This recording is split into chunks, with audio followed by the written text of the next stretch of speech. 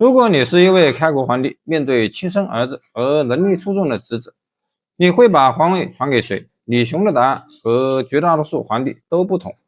正是這個決定為成漢後來的內亂埋下了伏筆。在此之前，他締造了16六國初期最穩定、最繁華的割據政權之一。那麼，他究竟是如何一步步壯大成漢，又為何會在生命的最後為自己的王朝埋下了覆滅的種子？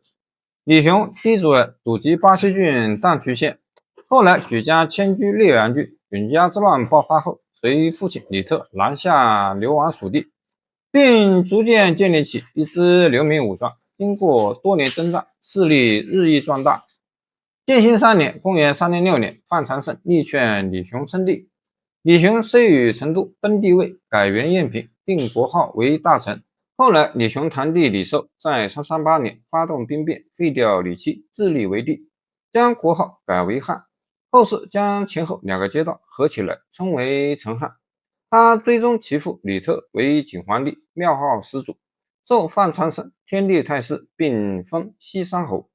延平2年，公元307年，李雄遣表兄弟李尼、李國、堂弟李雲等將領統兵2萬攻入漢中。西晋涼州刺史張英敗者，奔逃長安。李國率軍攻克南鄭，隨後將漢中百姓全部遷到屬地安置。次年，公元308年，西晉朝廷改派江夏人張觀接任涼州刺史，因原之所南鄭早已殘破不堪，且直面成漢兵鋒，只能將涼州臨時治所東移至新城郡。延平4年，公元309年10月，成漢太尉李黎鎮守梓潼，其部將홍旗等驟然發難，擊殺李黎與尚書令嚴玉，陷梓潼城，歸降此前退守巴郡的西晉益州刺史羅尚。羅尚隨即遣相分屯安漢夷府，張羅屯平武，步步緊逼。李雄親率李湘、李雲、李環3軍進擊，久攻不克。李雲、李環2將力戰陣亡，成漢大軍被迫後撤。12月，홍旗等人將李黎的母親和兒子送到羅尚那裡，羅尚將他們斬殺，並瓜分了李黎的家產。延平5年，公元310年正月，鎮守巴西的成漢太宰李國被部將文碩襲殺，與巴西郡歸降羅尚。成漢在屬地東部的防線徹底崩潰，成漢政權一度陷入建國以來最嚴峻的危機。當年4月，李雄對部下將領張寶許諾：“你要是能收復梓潼，我就把李黎原來的官職分給你。”張寶依計故意犯下命案，佯裝逃亡，投奔梓潼守將홍旗，徵得홍旗等人信任，被引為心腹。恰逢羅尚遣使至梓潼，홍旗出城相送，張寶趁機避城拒守，홍旗等無奈奔往巴西。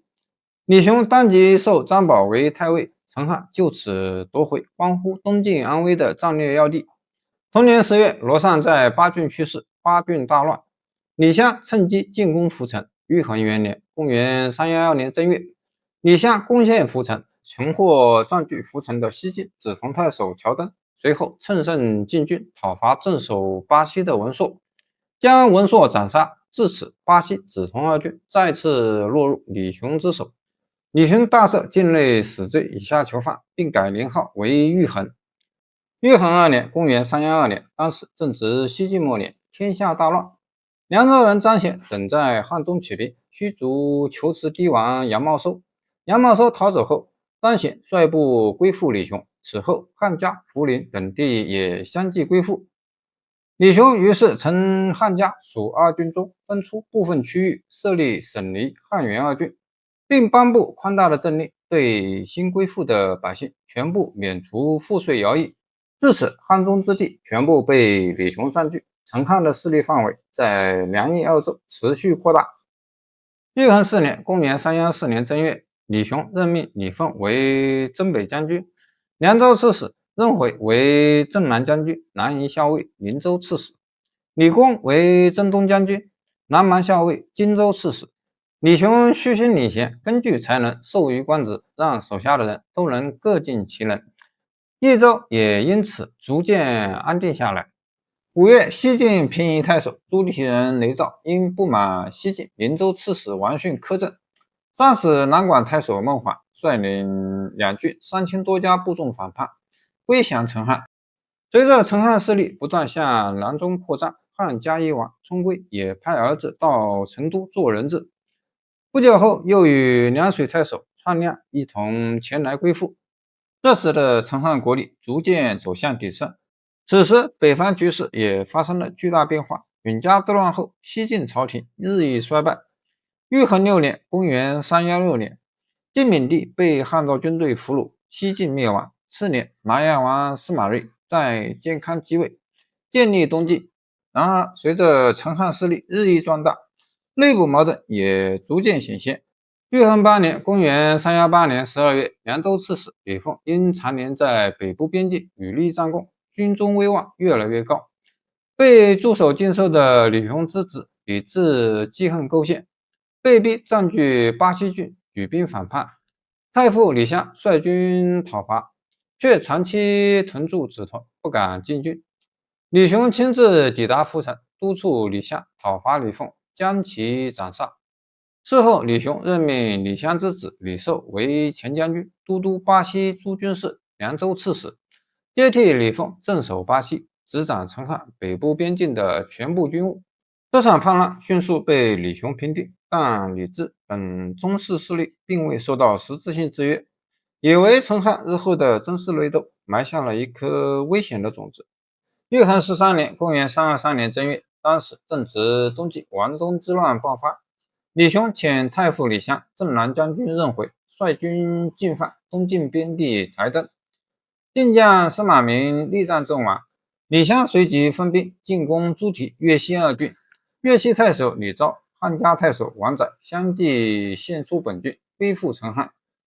同年5月，李湘乘勝南下，直指南夷校尉、臨州刺史王訓治所妹縣。王訓即命姚崇倾臨州之力與唐南阻擊。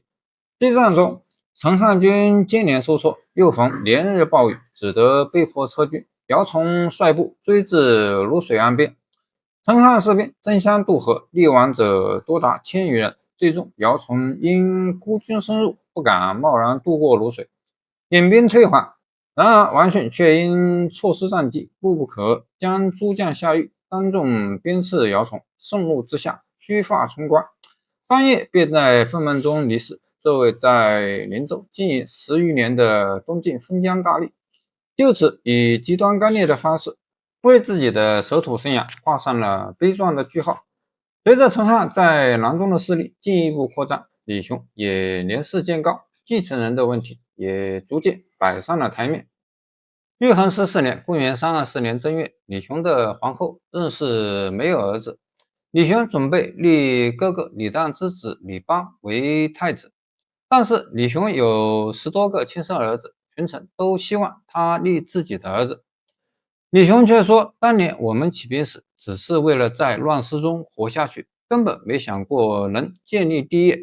後來大家推舉我稱王，是因為我哥哥李旦功勞最大。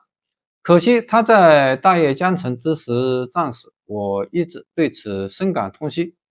李邦仁愛孝順，又勤奮好學，完全可以繼承大業。孫策打下江東，死後兒子卻只封了侯爵，這在三國志中也被認為是一大遺憾。我希望不要再留下這樣的遺憾，同時效仿宋宣公舍子立地的做法。太傅李湘勸諫說，先王確立嫡長子是為了明確名分，防止篡權叛逆，這件事實在不能不慎重。吳王捨棄自己的兒子而立弟弟，因此發生了專注行刺的禍患。鄭宣公不立禹儀而立穆公，最終發生了聖都作亂的變故。侄子在親，難道比得上親生兒子嗎？深切希望陛下考慮這件事。李雄不聽，最終還是立李邦為太子，並讓皇后認識以母親的身份對待他。李湘退朝後流着淚說，大禍從此開始了。玉衡20年（公元330年秋），太傅李湘去世，李雄追授其為相國，諡號漢獻王。其子李壽辦理喪事，從巴西郡返回成都。李雄任命李武為征北將軍、涼州牧，接替李壽的職位，又任命太子李邦代理辅軍將軍，修整經受的軍隊營壘，不久，任命李壽為都督中外諸軍事、大將軍，兼任中護軍西夷校尉、录尚書事，总管朝政。10月，李壽率征南将軍费黑、征東將軍任绍攻陷巴東郡，太守杨謙退守建平。李壽又派费黑進攻建平，建平监军冠丘傲無力抵抗，最終和杨謙一同率部退往宜都。此戰之後，成漢完全將東晉勢力逐出三峽西段，東部疆域拓展至與三國蜀汉時期相當的規模。玉衡21年，公元3310年春，李壽率軍班師回朝，留部將任绍駐守巴東。同年7月，李壽出兵攻打陰平、武都，帝王楊南禮率部投降。10月，成漢正式動工，修築浮縣城牆，強化這一川北重鎮的防禦體系。穩固東部與北部的軍事威脅之後，李雄便將戰略重心轉向南中。玉衡22年，公元332年7月，李雄命大將軍李壽率軍征討連州，以征東將軍費黑為司馬，與任攀等人領前鋒部隊從廣漢出兵，同時另遣鎮南將軍任回之子任調，率部從粵西進軍攻打木洛，以此分散連州方向的東晉援軍兵力。10月，李壽、費黑率大軍進抵豬蹄郡，東晉豬蹄太守前為人董秉据城固守。駐守內縣的連州刺史殷鳳派遣建宁太守郭彪、當地大姓創勝等人領兵馳援。李壽起初打算截擊援軍，費黑獻策放霍彪入城，讓守軍合力消耗本就緊缺的城中糧草。李壽依計退兵放行，之後圍城久拖不下。李壽急於強攻，費黑提出以緩兵之計拖垮守軍的策略。李壽不聽，貿然出戰，果然失利，便將全軍指揮權全權交由費黑處置，自己先行返回後方。玉衡23年，公元333年正月，李雄再次派遣大將軍李壽等人攻打豬蹄。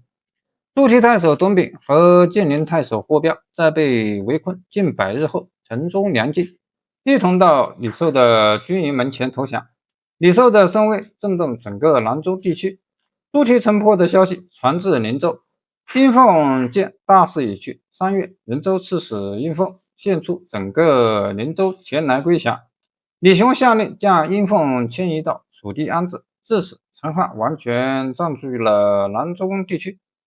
李雄隨即在境內頒布大赦令，死刑以下的所有罪犯都得到赦免，同時任命李壽兼任連州刺史。玉衡24年，公元334年正月，李雄冊封李壽為建寧王。3月，李壽返回成都。5月，李雄臥病在床，頭上生了惡瘡，於是召見大将軍建寧王李壽，讓他接受遺詔，輔佐朝政。6月丁卯日，8月11日，李雄去世，享年61歲，在位30年，諡號武帝，廟號太宗。太子李邦繼位，任命建寧王李壽為錄尚書事，政務都交給李壽以及司徒和典，尚書令王圭處理。李邦則在宮中服喪，完全不參與政務。12月，公元335年2月6日，李雄安葬於安都里。然而，李雄萬萬沒有想到，自己精心安排的繼承人，最終卻成為成漢內亂的導火索。隨着李邦繼位，成漢皇室之間的血腥內鬥也即將徹底爆發。